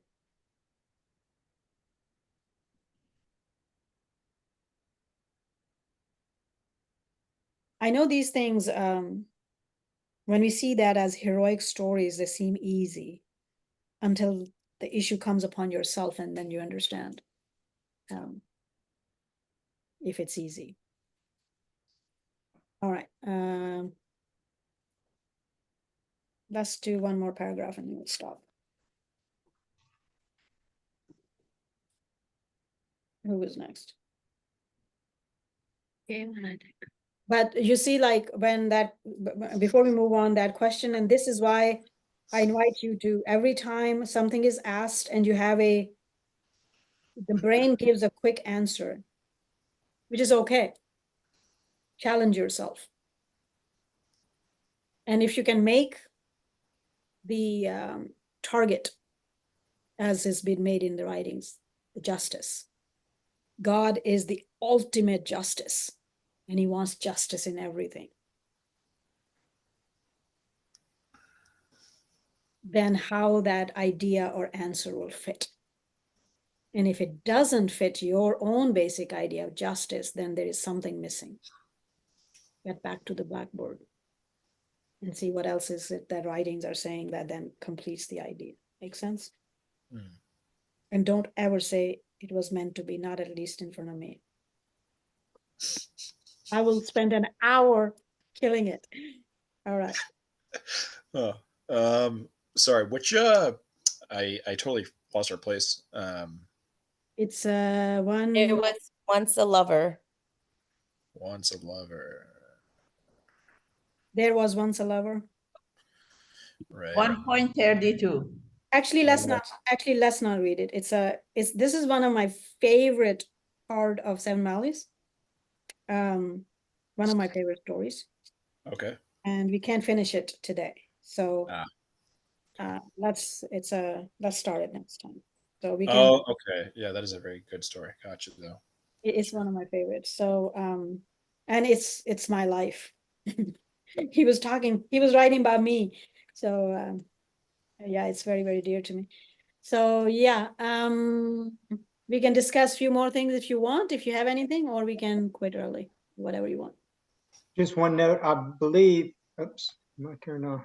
Yep. I believe that the question that was asked earlier, and I think the lady has, in the Surah of Joseph, it definitely says like Jacob's sight was healed by Joseph, the fragrance of yes. Joseph. We were talking about But I think it's not in the Genesis story, and take that with a block of salt. That's my memory of it, but I think it's not in. And so she was referring to the Genesis version. I think that was the I'll have to confusion. get back to the Old Testament and see what part is said and what's not, but the Quran certainly has it. Yeah, yeah. And my writings certainly have it, and all the Sufi writings certainly have it. So yeah. All right. Anything else? Any revelations that happened to you over those discussions and writings today? No, just that one thing I have had discussions with some of my friends from an Islamic background, or who are still Muslim. Yeah. And something that, obviously, I mean, it's taken me, and it will take me a lifetime to even begin to really grasp.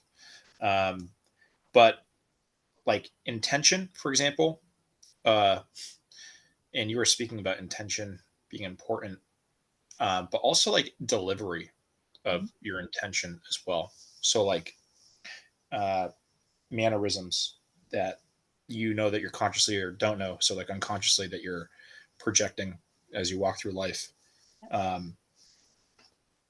Like there was a moment in my life, probably about 10 years ago. So like in my late teens, early 20s, where my intention for certain things and what the outcome was, there was a big like difference in that. And I've had to really learn through pain and trial and success and whatnot, that it's not just about intention. No. It's not enough. Intention is not enough, is what I've realized. No, like, it's not enough at all. How, like somebody who says like, "Oh, I'm happy all the time," but then they're sad, right? Well, I mean, then you're sad, dude. It doesn't matter what you say, So like now seeing how those two things have to be consonant in terms of what are those three things, like what I say, what I believe I'm saying, and what my effect actually is, like what I'm actually doing, the living verb of me and my words, they all have to be consonant. Yes. And yeah, without getting too deep into that, it's just something that came up in the back of my mind as you were talking about sort of intention and you see, everything we believe is put to test. When men say they believe, do they think they'll be let alone and not be put to test? Yeah. Everything we hold as a belief inside us, life tests that. Yeah. Then at that test, if we are lucky enough to reflect, hopefully we correct. Right. But until we don't, we go down in the dark rabbit hole, by the way. Yeah, exactly. When it comes to intentions, the Muslims are very big at that. However, the scripture is very clear about it. Intention is between you and God. Mm. I don't know your intention, neither I'm supposed to. Yeah. I don't see your heart. What I see is action. In this human life, what gets you to whichever is your action. Yeah. Actions must be corrected, right? So when you come to our modern society of not just modern, but hundreds of years of what the Christian church has done to believers to say, just believe in Christ and you go to heaven, whichever way, good, bad, or ugly you are. Right. That's not what Christ said. But they're basing that on intention.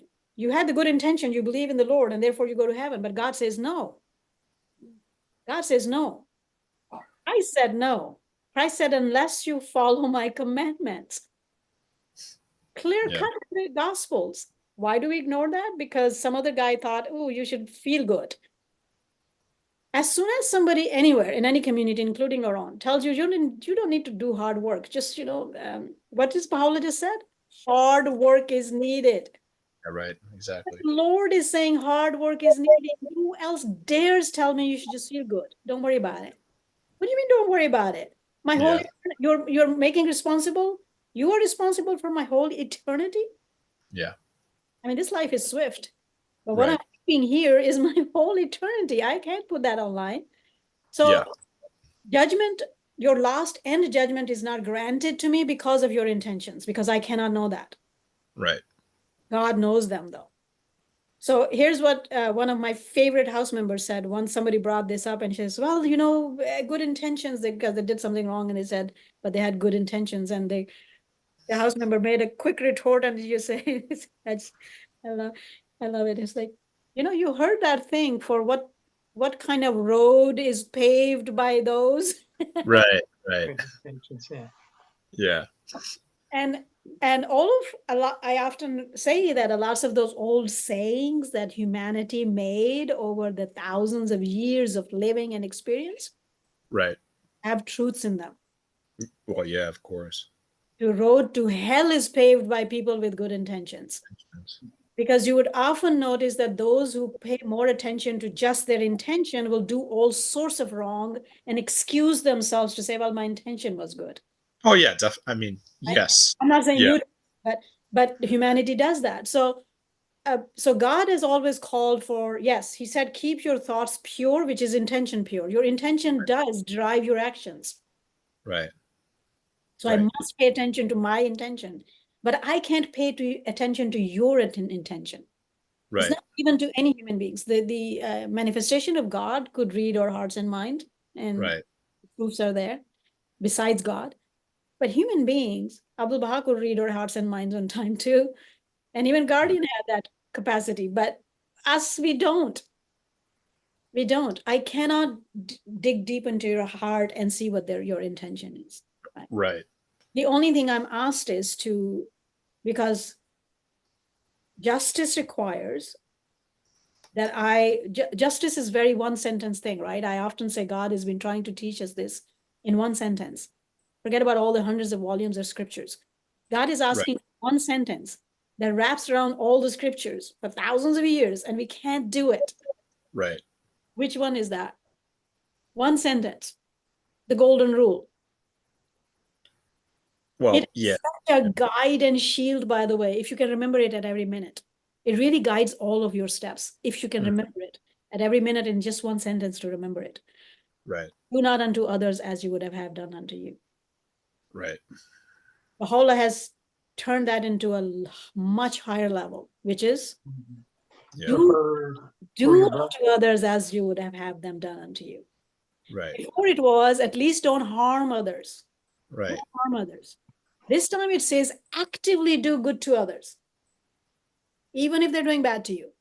Yeah. My job is to actively do good to them because that's what I want for myself. Mm-hmm. So do unto others what you want them to do unto you. One sentence, right? So that, Baha'u'llah says, and the Guardian says, that's a matter of justice. Right. The writings say that. It says, if you require justice, then do unto others as you would have had them done unto you. If you require mercy, go beyond. Right. And therefore, going beyond is a cherry on the top of the cake, not required. Because the canopy of the world stands on justice, not on forgiveness, Baha'u'llah says. Mercy Right. is not required of us, but if he can give it, God loves it. Right. He gives it. And he desires that we do it, but he does not require it. But he does require justice out of me. So that justice then guides my character to say, if you did a wrong, if I saw something you did wrong towards me, Yes. and I try to give you a benefit of a doubt that maybe your intention was correct. Right. Because sometimes, as you learned, I end up doing wrong action even though my intention was correct. Right. Since I learned that about myself, like often when somebody cuts you off at the road, I barely ever have road rage. I don't get mad at people because I had cut somebody off by mistake once. But I remember that Yeah. whoever I cut off, I was like, they have no idea that I totally did not mean to do it, but I ended up doing it. So whenever somebody cuts me off, I just remember that moment and say, they might be just in that moment. Right. Right. However, for myself, I shouldn't hide behind that. If I did a wrong action, I should repent to God and correct it. Yeah. To God, I cannot say that, well, my intention was right. And he smacks me back and he says, well, your action wasn't. And I asked you for actions. Right. But for others, the charity and the mercy is that I give them the benefit of a doubt because I commit mistakes. And that's why I say often that when we do actually try to strive to live the writings or try to do the right life, it actually brings so much compassion for others. Because you learn how hard it is to watch yourself all the time. Right. Right? Watch yourself all the time, under all conditions, no matter how hurt you are thinking, okay, yes, I am very hurt. I am mad as hell. Right. But I'm not allowed to cross my line. Right? Just because they made me mad and they rightfully did. Right. I know I can judge right, Yes. regardless, but I am not allowed to cross my line. Mm-hmm. Hard, man. That really gets hard. Yeah. I like that example that you gave because it fulfills that blessed is he who prefereth his brother before himself. You have that double standard for yourself, and your standard was more rigorous on yourself than your brother. Right.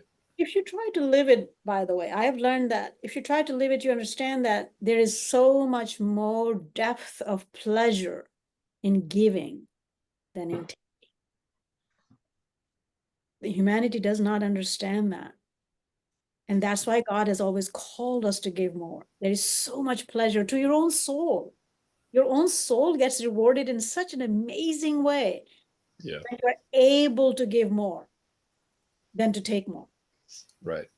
Right? So if we all understood that, it actually creates such a beautiful community. And when everybody wants to what the society is teaching, yourself first, then everything breaks down. Yeah. Everything breaks down. And we're seeing that.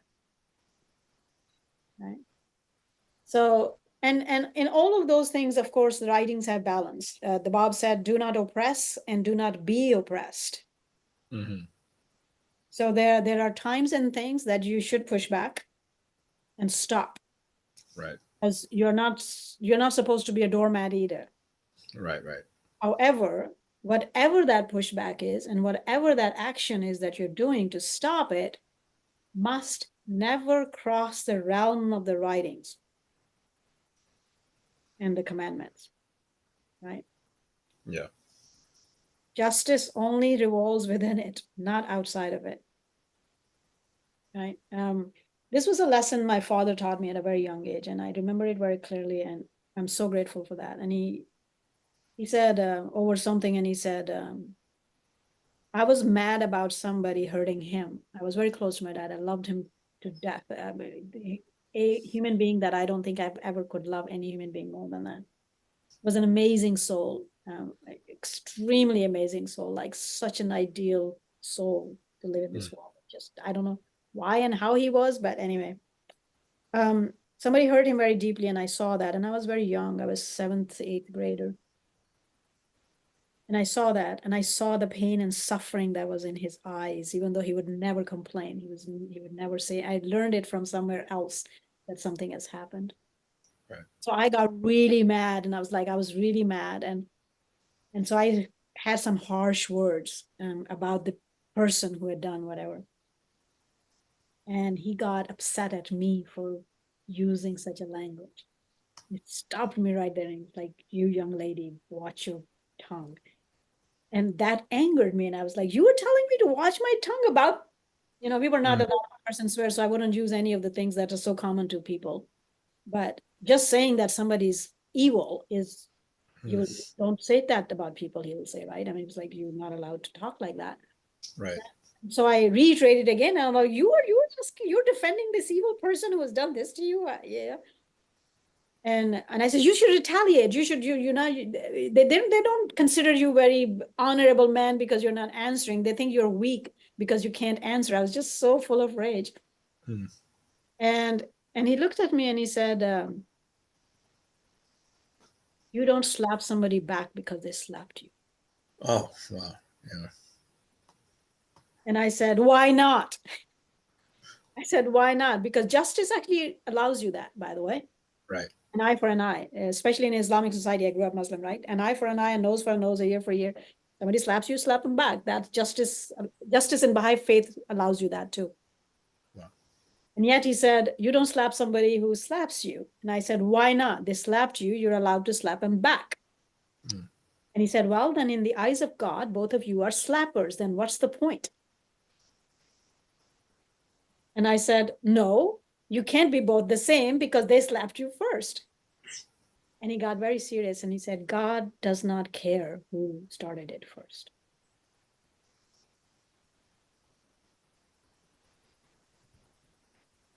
If you slap a slapper, you're both slappers.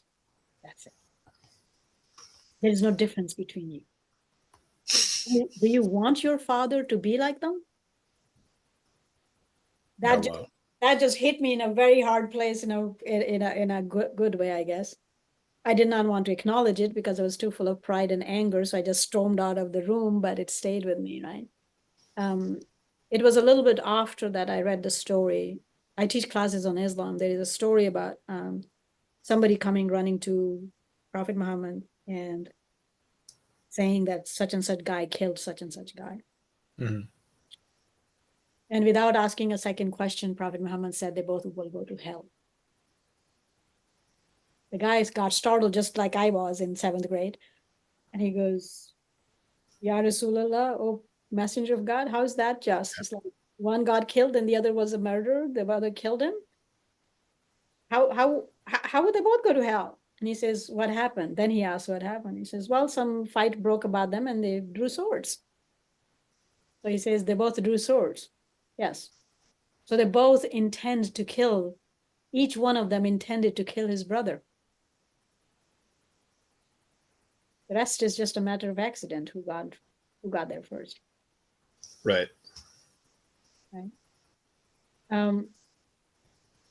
So if you want to just, and that's why we are asked to fear God, because God is just.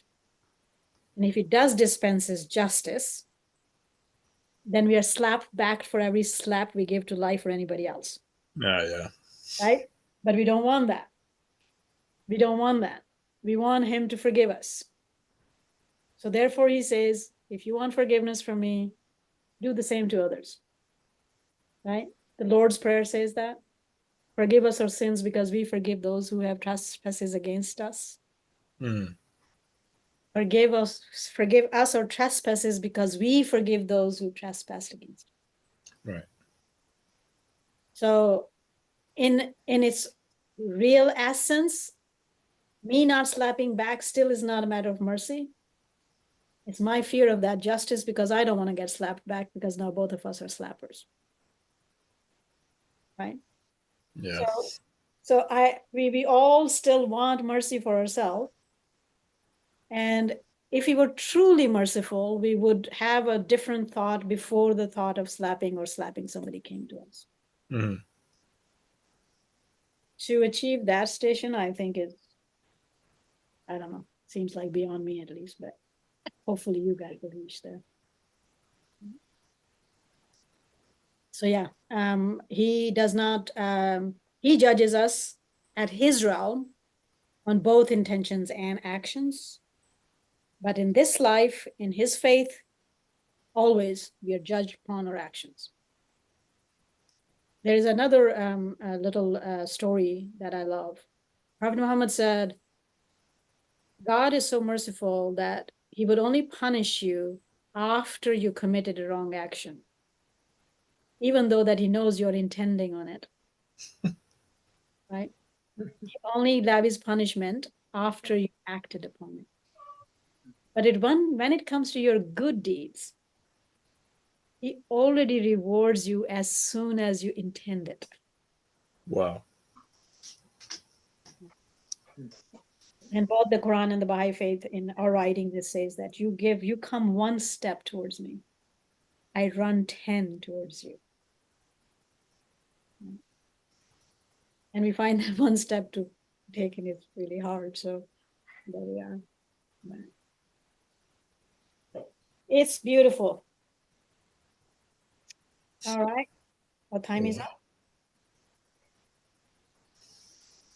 Much to reflect upon.